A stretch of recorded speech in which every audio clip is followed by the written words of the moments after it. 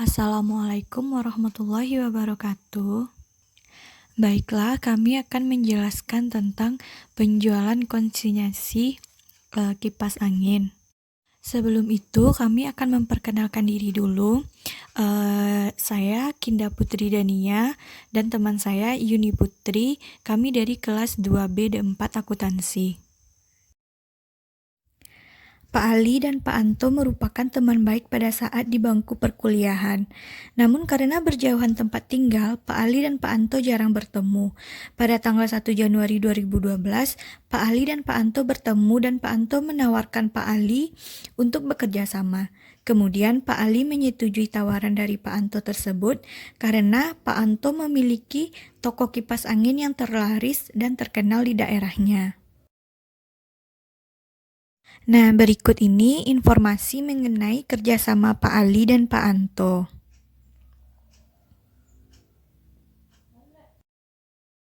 Pada 2 Januari 2012, Pak Ali mengirimkan sebanyak 50 unit kipas angin ke gudang komisioner. Nah, pencatatan akuntansi untuk transaksi pertama ini yaitu pada Pak Ali. Ada dua metode, yaitu metode laba terpisah dan metode laba tidak terpisah. Pada metode laba terpisah, perpektualnya yaitu konsinyasi keluar pada persediaan barang dagang sebesar 25 juta. Pada fisikalnya, konsinyasi keluar pada persediaan barang dagang sebesar 25 juta. Nah, pada metode laba tidak terpisah, perpektualnya yaitu persediaan barang konsinyasi pada persediaan barang dagang sebesar 25 juta. Sedangkan fiskalnya yaitu no entry.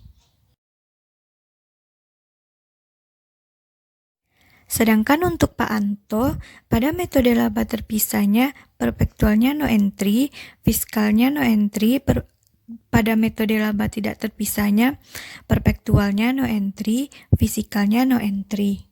Saat mengirimkan barang, Pak Ali menggunakan jasa kurir. Pak Ali membayar ongkos kurirnya yaitu sebesar 300.000. Setelah itu, barang sampai di gudang komisioner, maka Pak Anto akan mentransfer uang muka kepada Pak Ali. Jurnal saat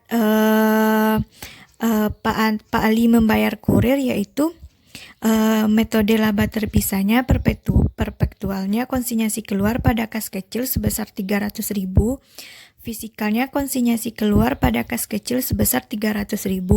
Metode laba tidak terpisahnya, perpetual beban kurir pada kas kecil sebesar 300.000, fisikalnya beban kurir pada kas kecil sebesar 300.000. Nah, sedangkan untuk Pak Anto, metode laba terpisahnya, perpektual sama fisikalnya yaitu no entry. Pada metode laba tidak terpisahnya, perpektual sama fisikalnya no entry juga. Pencatatan saat komisioner mentransfer uang muka pada Pak Ali yaitu metode laba terpisah, perpektual dan fiskalnya sama, yaitu kas bank pada uang muka komisioner sebesar 7.500.000. Metode laba tidak terpisahnya, perpektual sama fiskalnya sama, yaitu uang muka pengamanat pada kas bank sebesar 7.500.000. Sedangkan pada Pak Anto, metode laba terpisahnya, perpektual sama fiskalnya sama, yaitu uang muka pengamanat pada kas bank sebesar 7.500.000. Metode laba tidak terpisahnya juga sama, yaitu perpektual dan fiskalnya, uang muka pengamanat pada kas bank sebesar 7.500.000. Pada tanggal 3 Januari 2012, Pak Ali membayar sewa gudang komisioner melalui bank ke rekening Pak Anto. Pencatatannya pada Pak Ali yaitu metode laba terpisahnya, perpektual dan fiskalnya sama, yaitu konsinyasi keluar pada kas bank sebesar 250.000.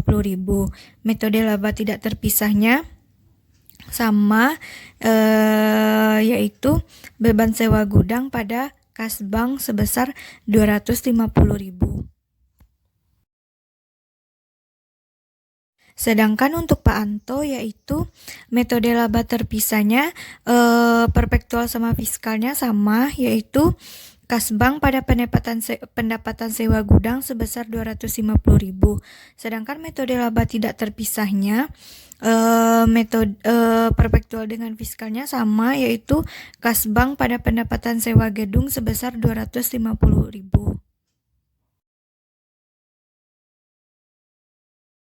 Selanjutnya, pada tanggal 4 Januari 2012, Kinda membeli 1 unit kipas angin secara tunai dan akan langsung diantar menggunakan kurir. 1 unit kipas angin sampai di rumah Kinda dan Pak Anto telah membayar kurir ini sebesar 35.000. Pencatatannya pada Pak Ali saat penjualan barang konsinyasi, yaitu metode laba terpisahnya perpektual sama fiskalnya sama, yaitu no entry. Metode laba tidak terpisahnya sama juga, yaitu no entry.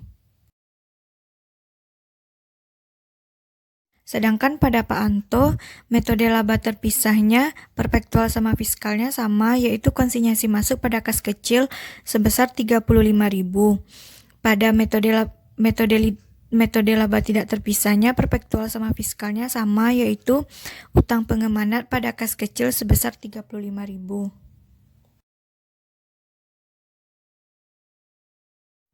Nah, pencatatan saat pembayaran upah kurir oleh Pak Anto pada Pak Ali, yaitu metode laba terpisahnya perpektual dan fiskalnya no entry, metode laba tidak terpisahnya perpektual sama fiskalnya no entry. Sedangkan pada Pak Anto, metode laba terpisahnya perpektual sama fiskalnya sama, yaitu konsinyasi masuk pada kas kecil sebesar 35.000. Pada metode laba tidak terpisahnya perpektual sama fiskalnya sama, yaitu utang pengemanat pada kas kecil sebesar 35.000.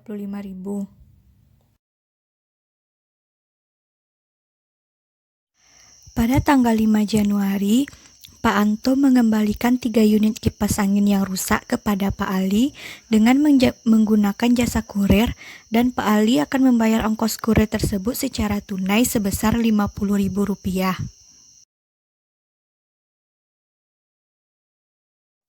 Jurnal pengembalian kipas yang rusak untuk Pak Ali yaitu pada metode laba terpisah, perpektualnya yaitu persediaan barang dagang pada konsinyasi keluar sebesar Rp1.500.000. Pada fisikal, pengiriman barang dagang pada konsinyasi keluar sebesar Rp1.500.000. Sedangkan pada metode laba tidak terpisah, perpektualnya yaitu persediaan barang dagang pada persediaan barang dagang konsinyasi sebesar Rp1.500.000. Sedangkan untuk fiskalnya yaitu no entry. Untuk Pak Anto, metode laba terpisahnya perpektual dan fiskalnya sama, yaitu no entry. Metode laba tidak terpisahnya juga sama, perpektual fiskalnya no entry. Jurnal saat pembayaran kurir untuk retur barang yang rusak untuk Pak Ali, metode laba terpisahnya perpektual dengan fiskalnya sama, yaitu konsinyasi keluar pada kas sebesar Rp50.000. Metode laba tidak terpisahnya perpektual sama fiskalnya sama, yaitu beban retur pada kas kecil sebesar Rp50.000. Sedangkan pada Pak Anto, metode laba terpisahnya perpektual sama fiskalnya sama, yaitu no entry. Metode laba tidak terpisahnya perpektual fiskalnya yaitu sama, no entry.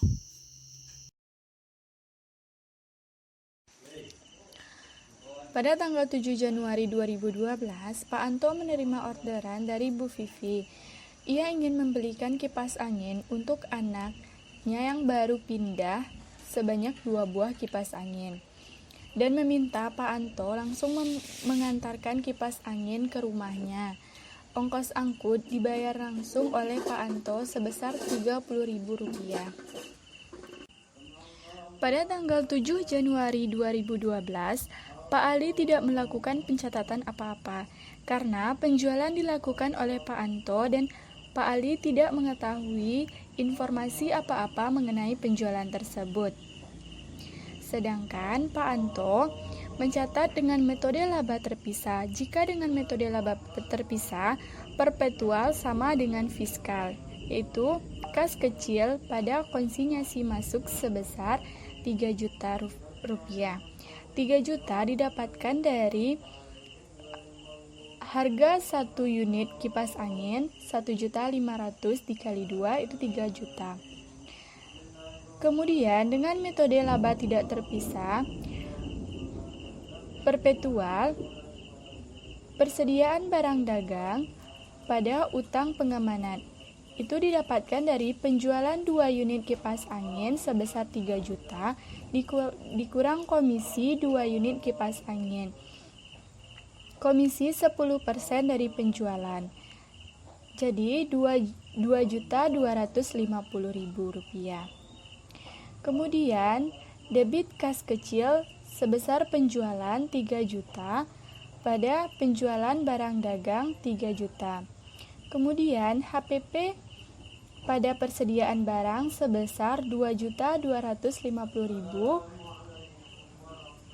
Kemudian jika menggunakan pencatatan fiskal, debit pembelian barang dagang pada utang pengamanan sebesar 2.250.000. Kemudian debit kas kecil pada penjualan barang dagang sebesar 3 juta rupiah. Kurir mengantarkan kipas angin ke rumah konsumen. Pak Ali tidak melakukan pencatatan apa-apa karena tadi Pak Ali tidak mengetahui